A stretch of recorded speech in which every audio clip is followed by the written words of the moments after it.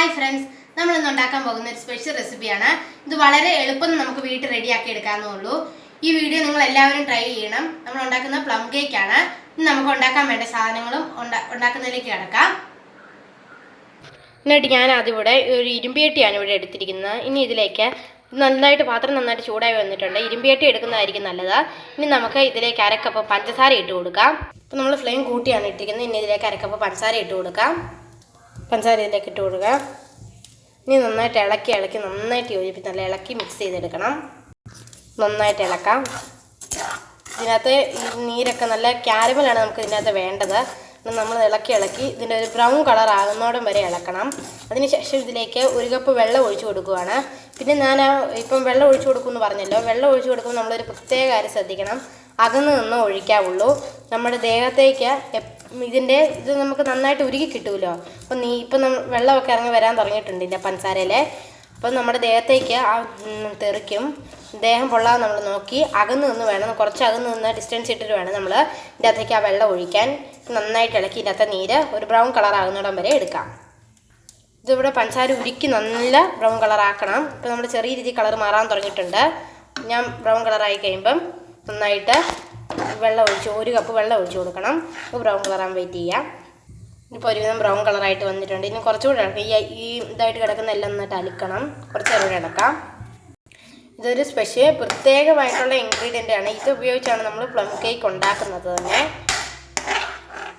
ഇതിപ്പം ആയി വന്നിട്ടുണ്ട്. ഇനി ഒരു കപ്പ് ഇതിപ്പം ഈ ലൂസ് പരുവത്തിലായി വന്നിട്ടുണ്ട്. നന്നായി കുറുകി നല്ല ഇതായിട്ട് വന്നിട്ടുണ്ട്.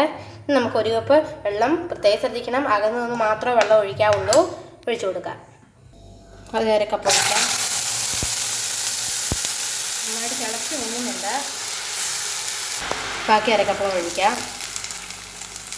നന്നായിട്ട് തിളച്ച് നല്ല ഇതായിട്ട് വന്നിട്ടുണ്ടായിരുന്നു. അതുകൊണ്ട് നമ്മൾ പ്രത്യേകം ശ്രദ്ധിക്കണം. നല്ല പെട്ടെന്ന് ഇളക്കി കൊടുക്കണം. ഈ സമയം നമ്മൾ ഫ്ലെയിം കുറച്ചിട്ട് വേണം കേട്ടോ ചെയ്യാനേ. അത് പ്രത്യേകം ശ്രദ്ധിക്കേണ്ടതാണ്. പൊട്ടിപ്പിടിച്ചിരിക്കുന്ന നല്ല ഡിസോൾവ് ആയിട്ട് എടുക്കാം. നന്നായിട്ടായി വന്നിട്ടുണ്ട്. ഇപ്പം മധുരം കുറച്ച് മതി എന്നുള്ളവർ കുറച്ച് പഞ്ചസാരയും കുറച്ച് വെള്ളം ആ കണക്കിലുള്ള വെള്ളം ചേർത്ത് വേണം ചെയ്യാൻ. ഞാനിപ്പോൾ മധുരം ഏകദേശം കുറച്ചാണ് ഉണ്ടാക്കുന്നത്. ഇനി കൂട്ടണമെന്നുള്ളവർക്ക് കൂട്ടാം. എന്നാലും കുറച്ച് ഇളക്കി കൊടുക്കാം. തിള മുങ്ങി വരുന്നോടം വരെ ഇളക്കി കൊടുക്കാം.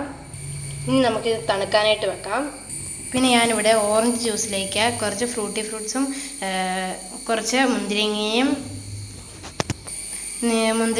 ഒക്കെ ഇട്ട് നമ്മൾ ഓവർനൈറ്റ് ഓറഞ്ച് ജ്യൂസിനകത്ത് ഇട്ട് വെച്ചിരുന്നതാണിത്. ഇത് നന്നായിട്ട് കുതിർന്ന് വന്നിട്ടുണ്ട്. ഞാനിത് വീട്ടിൽ തന്നെ ഉണ്ടായ ഓറഞ്ചിൽ നിന്ന് എടുത്ത നീരാണിത്. ഇതിപ്പോൾ ഫ്രൂട്ട്സും ഇതുമെല്ലാം നമുക്ക് നന്നായിട്ട് കുതിർന്ന് നല്ല ഇതൊക്കെ വന്നിട്ടുണ്ട്. നിങ്ങൾക്ക് വേണമെങ്കിൽ വേറെ ഫ്രൂട്ട്സൊക്കെ ആഡ് ചെയ്യണമെങ്കിൽ ആഡ് ചെയ്യാം. ഇതെല്ലാം നമ്മൾ ഓവർനൈറ്റ് കുതിർത്ത് വെച്ച് നല്ല ഇതായി സോക്കായിട്ട് എടുക്കണം. എന്നിട്ടാണ് എല്ലാ ഫ്രൂട്ട്സും ഇതിനകത്തേക്ക് ഇടാൻ എടുക്കേണ്ടത്. പിന്നെ ഞാനിവിടെ ഒരു നട്ട്മഗ് എടുത്തിട്ടുണ്ട്. നമ്മൾ നന്നായിട്ട് ഉണക്കി എടുത്തിരിക്കുന്നതാണ്. ഇനി നമുക്ക് ഇത് കൂട്ടൊരു സാധനം വെച്ച് നന്നായിട്ട് ചീകി എടുക്കാം. ഇതിപ്പോൾ 1 ടേബിൾ സ്പൂൺ ജാതിക്കുരു പൊടിച്ചതാണ്. ഞാനിവിടെ ഒരു ജാതിക്കുരു മാത്രം എടുത്തല്ലായിരുന്നു. ഈ സാധനം വെച്ച് നന്നായിട്ട് ചീകി എടുക്കണം. കൈ പോകാതെ നമ്മൾ നല്ല സൂക്ഷിച്ചു വേണം ഇത് ചെയ്യാൻ. ഇനി ഇതിലേക്ക് ഒരു ടേബിൾ സ്പൂൺ പട്ടപ്പൊടി ചേർക്കണം. പട്ട പൊടിച്ചെടുത്തത്. ഞാനിവിടെ 1 ടേബിൾ സ്പൂൺ പട്ട പൊടിച്ചെടുത്തിട്ടുണ്ട്. ഇനി ഇതിലേക്ക് ചേർക്കുക. പിന്നെ ഞാൻ ഇത് രണ്ടും കൂടെയാണ് മിക്സ് ചെയ്യുന്നത്. പിന്നെ ഗ്രാമ്പ് പൊടിച്ചത് ഞാനിവിടെ പഞ്ചസാര പൊടിക്കുന്നതിൻ്റെ കൂടെ കേക്കിന് ആവശ്യമായ പഞ്ചസാര ഞാൻ പൊടിക്കുന്നുണ്ട്. അതിൻ്റെ കൂടെ ഞാൻ ചേർക്കുന്നുണ്ട്. ഇനി ഇത് നന്നായിട്ടൊന്ന് ഇളക്കിയെടുക്കാം. അങ്ങനെ പൊടിച്ച് ചേർക്കാതെ ഇതിൻ്റെ അകത്ത് ചേർക്കേണ്ടവർക്ക് ഇതിൻ്റെ അകത്താണെങ്കിലും ചേർക്കാം. ഇതിപ്പോൾ നന്നായിട്ടൊന്ന് മിക്സ് ചെയ്തെടുക്കാം. ഞാൻ പിന്നെ ഇവിടെ ഒരു കപ്പ് പഞ്ചസാര ഇവിടെ പൊടിച്ചെടുക്കാൻ പോവുകയാണ്. ഇതിൻ്റെ അകത്തേക്ക് ഗ്രാമ്പുവും ഒരു ഏലക്ക കൂടെ പൊടിക്കാൻ ഞാൻ ഇതിൻ്റെ അകത്തേക്ക് ചേർക്കുന്നുണ്ട്. അത് വേണം ചേർത്താൽ മതി. അതുകൂടി ചേർത്ത് നന്നായിട്ട് ഇത് പൊടിച്ചെടുക്കാം. ഇനി നമുക്ക് മുട്ട ബീറ്റ് ചെയ്യുകയാണ് ചെയ്യേണ്ടത്. അതിനായിട്ട് ഞാനിവിടെ നല്ല ഉണങ്ങിയ ഒരു പാത്രം, നമുക്ക് ഒട്ടും വെള്ളം ഉണ്ടാകരുത്, നല്ല ഡ്രൈ ആയിരിക്കണം. ഇനി നമുക്ക് ഇവിടെ എടുത്ത് വെച്ചിരിക്കുന്ന 3 കോഴിമുട്ട ഇതിൻ്റെ അകത്തേക്ക് പൊട്ടിച്ചൊഴിക്കാം. നമ്മൾ മുട്ട പൊട്ടിച്ചൊഴിച്ചിട്ടുണ്ട്. 3 എണ്ണം എടുത്താൽ മതി. ഇനി ഞാനിവിടെ ഒരു എഗ് ബീറ്റർ ഉപയോഗിച്ച് ഇത് നന്നായിട്ട് ബീറ്റ് ചെയ്തെടുക്കാം. എന്നിട്ട് നമ്മൾ സ്ലോ സ്പീഡിൽ ഇങ്ങനെയാണ് ഇതിൻ്റെ ഇപ്പോൾ 1, 2 അങ്ങനെ ഇട്ട് വേണം ഇത് ബീറ്റ് ചെയ്യാൻ. ഒരിക്കലും മുമ്പോട്ട് ഇങ്ങനെ 5 വരെ എത്തിയിട്ട് പുറകോട്ട് കൊണ്ടുവരരുത്. നമ്മൾ 1, 2 അങ്ങനെ ഇട്ട് വേണം, ആ ക്രമത്തിൽ വേണം പോകാൻ. അത് നമുക്ക് സ്ലോ സ്പീഡിൽ നിന്ന് വേണം ചെയ്യാൻ തുടങ്ങാൻ. നമുക്ക് ബീറ്റ് ചെയ്തെടുക്കാം.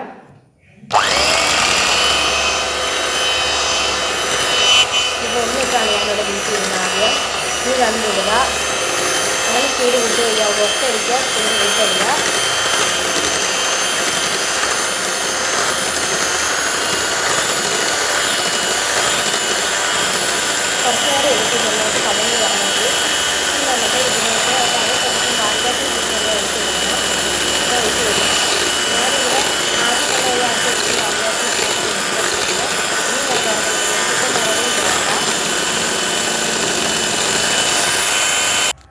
സമയം നമുക്കിതിലേക്ക് പഞ്ചസാര പൊടിച്ച് ചേർത്ത് കൊടുക്കാം.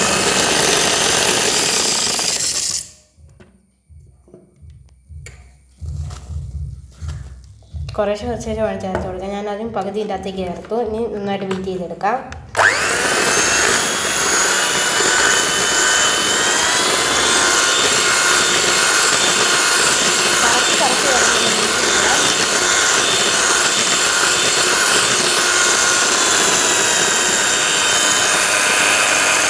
സ്പോഞ്ചി നല്ല ഇതായിട്ട് പതഞ്ഞു വന്നിട്ടുണ്ട്. നല്ല ഇതായിട്ടാണ് ബീറ്റ് അയക്കുന്നത്. ഇത്ര നല്ല സ്പോഞ്ചായിട്ട് ബീറ്റായി വരണം, പതഞ്ഞ് വരണം. ഇതാണ് നമ്മുടെ കേക്കിന് വേണ്ടി കണക്ക്, ബീറ്റ് ചെയ്യേണ്ട കണക്ക്. ഇനി നമുക്ക് നമ്മൾ എടുത്ത് വെച്ചിരുന്ന പഞ്ചസാര കാരമലൈസ് നമ്മൾ തയ്യാറാക്കി വെച്ചിരുന്ന ഇതിലേക്ക് ചേർത്ത് കൊടുക്കാം. നമ്മൾ 1 കപ്പ് വെള്ളം ഒഴിച്ചാണ് ചെയ്തത്, അതുകൊണ്ട് മിച്ചം 1/2 കപ്പ് ഉള്ളൂ. ഇതിലേക്ക് ചേർത്ത് കൊടുക്കാം. ഇനി ഇതും കൂടി വെച്ച് നന്നായിട്ടൊന്ന് ബീറ്റ് ചെയ്യണം.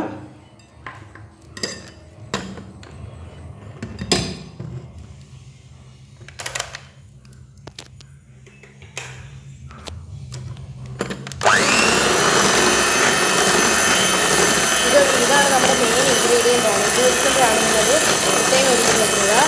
നന്നായിട്ട് മിക്സ് ചെയ്യുക.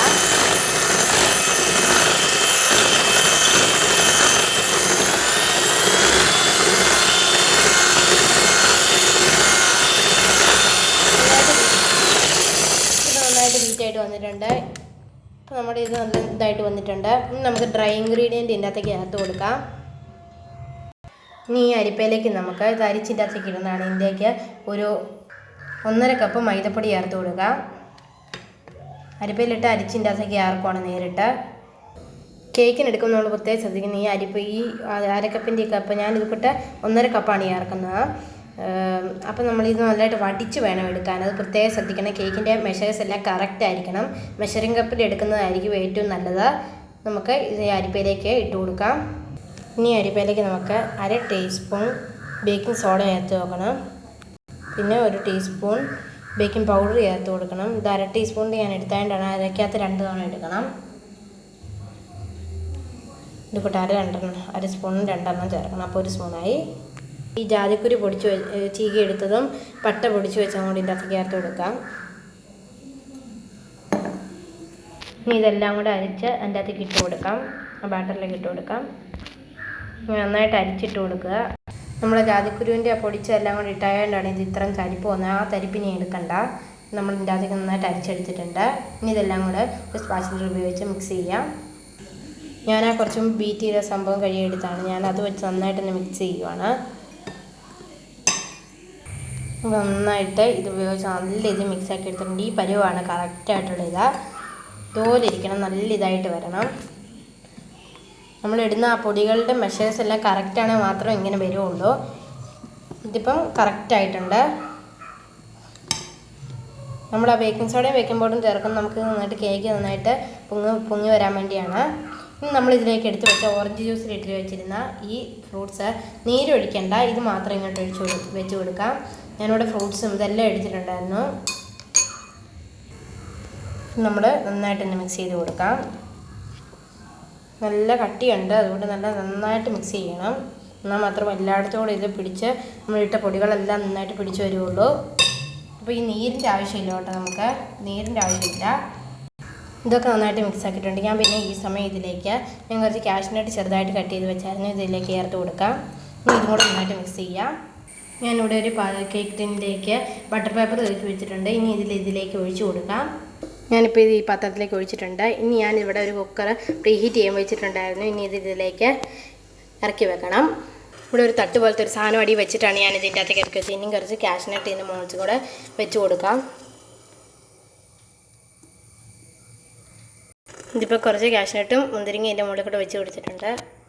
കാഷ്നട്ട് മുന്തിരിങ്ങ നമ്മൾ ഈ മുകളിൽ കൂടെ വെച്ച് കൊടുത്തിട്ടുണ്ട്. ഇനിയും കുക്കറിൻ്റെ അടപ്പ് വെച്ച് നമുക്കിത് 30-35 മിനിറ്റോളം വേവിക്കാം. എന്നാൽ അങ്ങനെ ചെയ്താലേ വെന്ത് കിട്ടുകയുള്ളൂ. നമുക്ക് വേഗം വെക്കാം. ഞാനിപ്പോൾ ഇത് ഇത്രയും ചൂടിലാണ് ഇവിടെ വെച്ച് കുക്കർ അടച്ച് വെച്ചിട്ടുണ്ട്. ഇപ്പോൾ നമ്മുടെ കേക്ക് ഇവിടെ റെഡി ആയിട്ടുണ്ട്. നമ്മൾ ഈ നടുവിൽ ഇങ്ങനെ കുത്തി നോക്കുമ്പം ഇങ്ങനെ ഇത് ഒട്ടിപ്പിടിക്കാതിരുന്നാൽ നമ്മുടെ കേക്ക് റെഡി ആയെന്നാണ് അർത്ഥം. നമുക്കിതൊരു ചൂടാറാനായിട്ട് വെച്ചൊരു പാത്രത്തിലേക്ക് എടുക്കാം. ഇപ്പോൾ നന്നായിട്ട് ചൂടായിട്ടുണ്ട്. നമുക്കിതൊരു പ്ലേറ്റിലേക്ക് മാറ്റണം.